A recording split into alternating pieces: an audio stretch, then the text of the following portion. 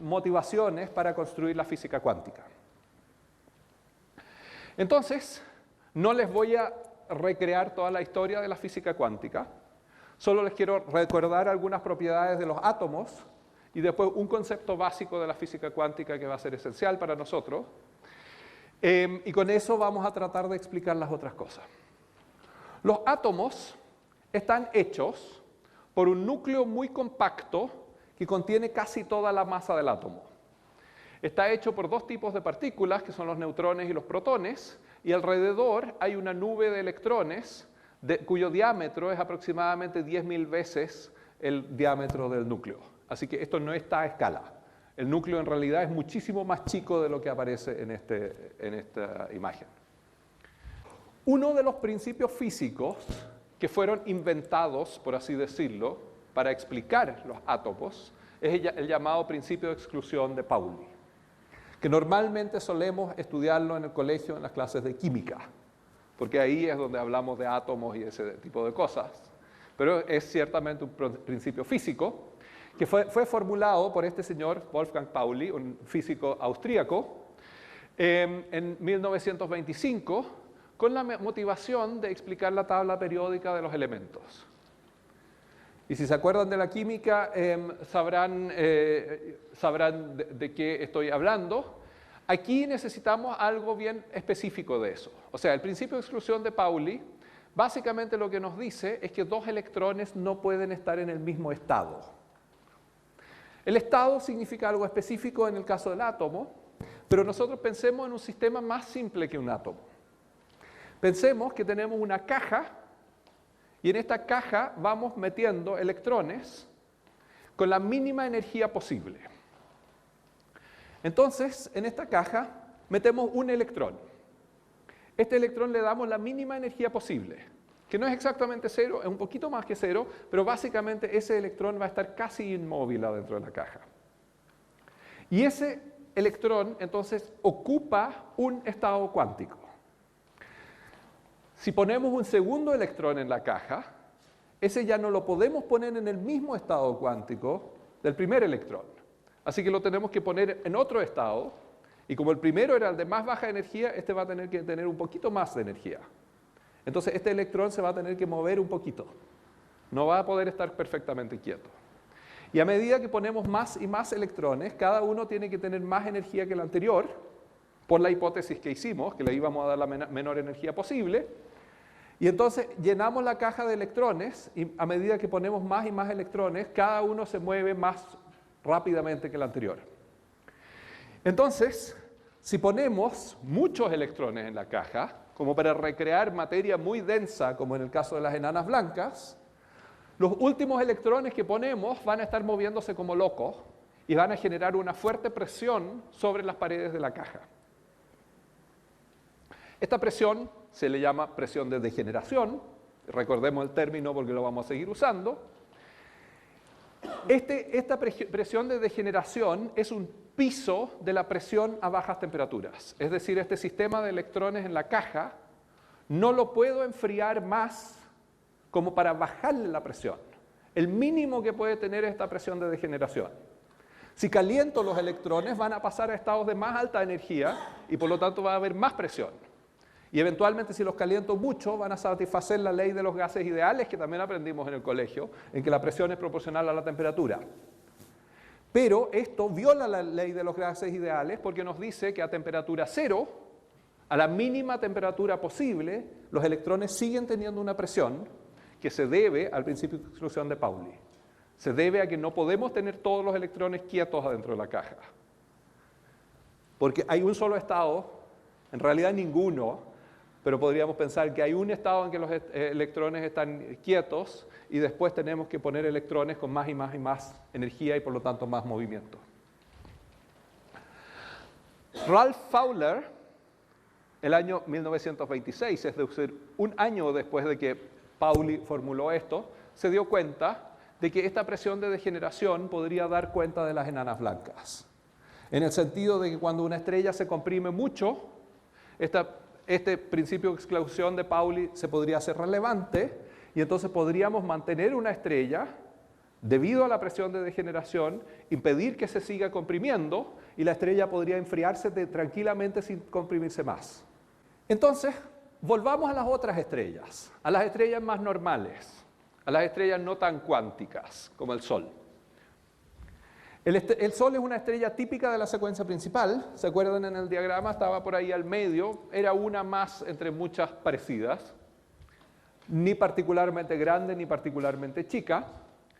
Y estas estrellas de la secuencia principal, eventualmente, en el contexto del desarrollo de la física cuántica, la gente se dio cuenta de que podían existir reacciones nucleares, en que los núcleos atómicos podían partirse o podían fusionarse entre sí, y esos procesos podrían eventualmente generar energía o liberar energía, para ser más preciso.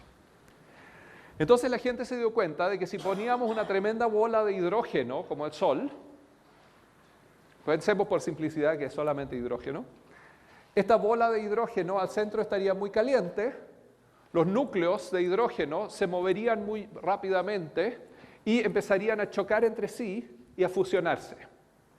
Y estas fusiones, si eventualmente fusionamos 4 núcleos de hidrógeno, daría origen a un núcleo de helio, más varias otras cosas, y liberaría una cierta cantidad de energía. Cada una de estas fusiones, en realidad esto es un proceso que involucra por lo menos 3 fusiones. Primero 2 núcleos de hidrógeno se unen y después se les une un tercero y después se les une un cuarto. Con eso entonces formamos el helio 4 y varias cosas más, entre ellas energía. ¿Okay? Esta es una reacción exotérmica, es decir, una reacción que libera energía. Hay una liberación neta de energía en este proceso. Y es esencialmente el proceso que se intenta hacer en los reactores de fusión que se pretende construir para generar energía aquí en la Tierra, lo cual desgraciadamente no ha funcionado hasta ahora. Pero el Sol es un reactor de fusión perfecto, donde este proceso está ocurriendo todo el tiempo, y sabiendo cuánta energía se libera en cada una de estas reacciones, uno puede calcular que el hidrógeno que hay en el núcleo del Sol, en la parte interna donde se están produciendo las reacciones, alcanzaría para 10.000 millones de años con la luminosidad que tiene actualmente el Sol. Bien, ahora, eventualmente se va a acabar el hidrógeno. Y ahí iríamos al otro problema de Helmholtz. ¿Qué pasa? ¿Sigue contrayéndose indefinidamente? Bueno, lo que pasa en ese momento, en unos 5.000 millones de años más, se va a acabar el hidrógeno en el núcleo del Sol. El núcleo del Sol se va a comprimir. Al comprimirse tanto, sube la temperatura y empieza a quemarse también el hidrógeno en el borde del núcleo. Y se quema bastante más violentamente. Con esa quema violenta de hidrógeno, se libera tanta energía que el resto del Sol se infla. ¿Ok? En el núcleo del Sol, o sea, el núcleo se comprimió porque adentro ya no había reacciones, pero en la superficie del núcleo tenemos reacciones más violentas que liberan energía al resto del Sol y el resto del Sol entonces se expande. Entonces, bueno, se produce este proceso en que el núcleo del Sol se contrae y entonces el envoltorio se expande. Y se expande mucho. Aquí tenemos la comparación. Esto es el Sol hoy y esto es a escala el tamaño del Sol que va a tener en la fase de gigante roja cuando esto ocurra. Va a ser muchísimo más grande que ahora. Va a abarcar toda la región donde actualmente orbitan Mercurio y Venus y va a llegar más o menos hasta donde está hoy en día la órbita de la Tierra. ¿Ok? Entonces, este es el estado de gigante roja.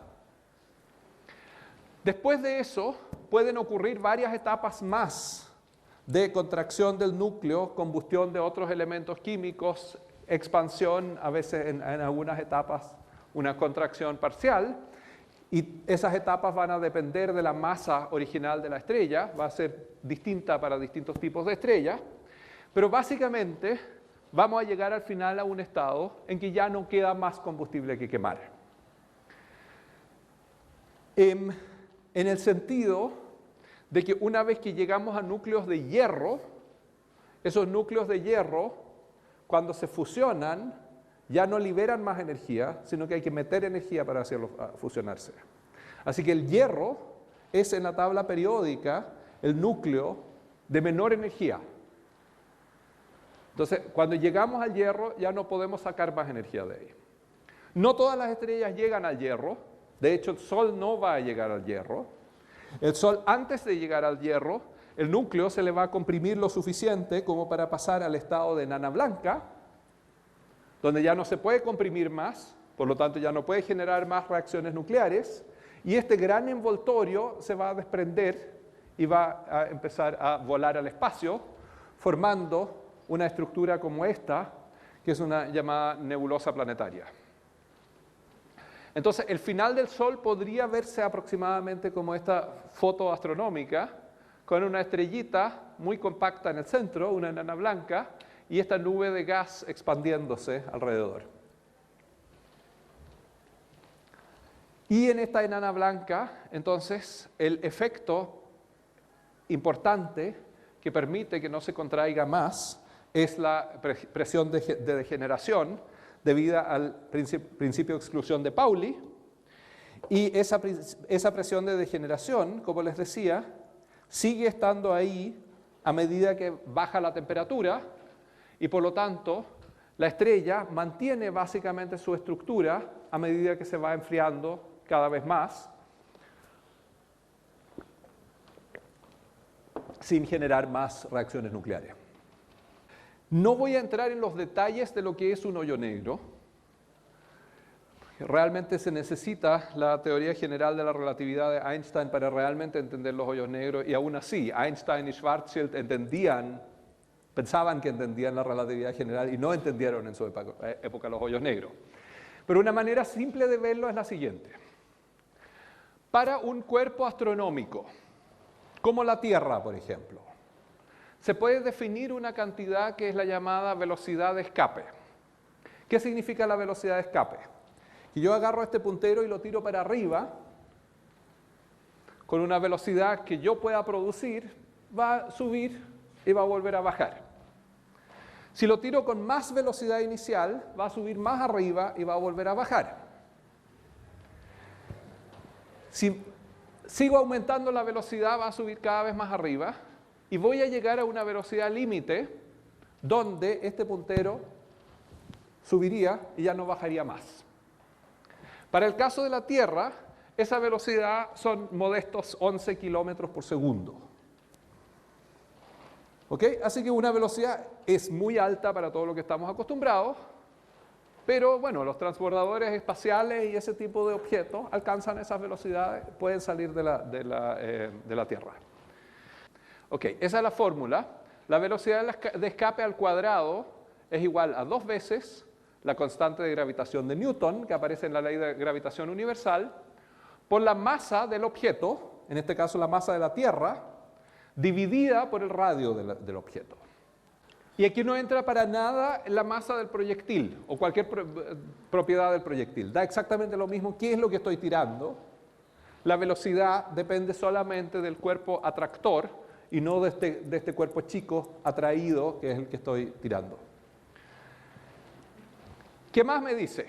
Que mientras mayor la masa del cuerpo atractor, de la Tierra en este caso, mayor va a ser la velocidad de escape, porque con más masa lo va a atraer más fuertemente. También nos dice que la relación con el radio es inversa, que mientras más chica la Tierra, mayor va a ser la velocidad de escape. Y eso es porque mientras más chica la Tierra, más concentrada, más comprimida va a estar y la gravedad en su superficie de nuevo va a ser más grande. ¿Ok? Así que mientras más masivo o más chico el objeto atractor, mayor va a ser la velocidad de escape. Entonces podemos pensar, bueno, si aumentamos la masa o disminuimos el radio, vamos a aumentar la velocidad de escape y de nuevo eventualmente podríamos llegar a la velocidad de la luz. Esto curiosamente ya lo pensaron Mitchell, un reverendo irlandés, creo que era, o inglés, no estoy totalmente seguro, o sea, británico en esa época, y Laplace, el famoso matemático y filósofo francés, ellos ya plantearon esta idea de que podría haber objetos cuya velocidad de escape superaría la velocidad de la luz y por lo tanto no dejarían escapar luz. La luz no podría salir de estos objetos. Estos objetos son los que se llaman hoyos negros. Entonces, y dado que ahora, después de Einstein, sabemos que nada se puede mover más rápido que la luz, nada podría salir de estos objetos. O sea, podrían caer cosas adentro, pero no podría salir nada. Este es Karl Schwarzschild, que era un matemático alemán que fue el primero en resolver las ecuaciones de la teoría general de la relatividad de Einstein y obtener la solución que describe un hoyo negro. Pero ni Schwarzschild ni Einstein entendieron realmente esa solución, no pudieron interpretar que esto correspondía a lo que estamos hablando ahora. Así que fue varias décadas después que realmente se entendió esa solución. Y el pobre Schwarzschild estaba en el frente de batalla en Rusia durante la Primera Guerra Mundial y murió de una enfermedad ahí en el frente de batalla y no volvió más. Así que Einstein anunció su muerte a la Academia Berlinesa de Ciencias. Así que esto, o sea, el modelo de hoyos negros fue realmente la última contribución científica de Schwarzschild. Ahora, cabe la pregunta, ¿estos objetos raros, los hoyos negros, se pueden ver? Bueno, directamente no, porque por definición la luz no puede salir de ellos, pero sí tienen un efecto sobre su entorno por la misma gravedad. O sea, aquí hablamos de que la velocidad de escape era un efecto de su gravedad. Esto no lo puedo hacer al revés. Era un efecto de su gravedad. Ahora, otro efecto de su gravedad es que pueden existir, por ejemplo, en un sistema binario. En este sistema binario, por aquí habría un objeto chiquitito, que es un hoyo negro, y aquí hay otra estrella que orbita alrededor del hoyo negro. Es decir, la órbita es mutua en realidad, ambos se mueven, pero típicamente esta estrella se va a mover menos si el hoyo negro es más masivo, y la gravedad del hoyo negro atrae materia de la otra estrella. Esa materia no cae radialmente sobre el hoyo negro porque todo el sistema está en movimiento. Entonces hay un efecto de conservación de momento angular, que el material que es atraído por el hoyo negro sigue moviéndose en el círculo y por lo tanto va a caer en una especie de espiral hacia el hoyo negro, va a formar un disco alrededor del hoyo negro. En ese disco el material se calienta fuertemente a muy altas temperaturas. Estoy hablando de millones, decenas de millones, incluso del orden de 100 millones de grados. Y radia en rayos X. Y por lo tanto estos objetos los llamamos binarias de rayos X. Se pueden observar con telescopios de rayos X que van a ver básicamente este disco de acreción, se le llama, y se pueden ver en luz visible, con lo cual se ve esta estrella. Así que se ve estos dos objetos que están orbitando uno en torno al otro. A veces se ven estos chorros de materia que salen en forma perpendicular al disco, que probablemente es una interacción del campo magnético del disco con la rotación que acelera partículas y las hace brillar a lo largo del eje de rotación. Así que estos objetos, de los cuales se conocen varios en nuestra galaxia, serían una manifestación de los hoyos negros. Entonces, hablamos de dos estados finales posibles de las estrellas, que son las enanas blancas y los hoyos negros. Pero podemos hacernos la pregunta, ¿existe un estado intermedio entre estas enanas blancas, que son objetos bastante densos, en que gracias a la mecánica cuántica no colapsan, gracias al principio de exclusión de Pauli, y los hoyos negros, que son objetos que están totalmente colapsados? ¿Okay? Donde ya no hay una presión interna que los sujeta, donde la gravedad hizo su trabajo y todo colapsó a un punto, básicamente. Un punto escondido para nosotros porque tienen este horizonte alrededor de donde no puede salir luz. Así que no podemos ver esa singularidad, pero pensamos que de alguna manera está ahí. No sabemos cuán singular es realmente. Pero entonces uno podría pensar, bueno, hay otros estados de equilibrio que eviten que una estrella pase al estado de hoyo negro.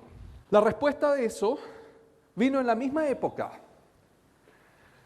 Chandrasekhar, habíamos hablado del límite de Chandrasekhar, eso fue 1931, cuando hizo su viaje a Inglaterra.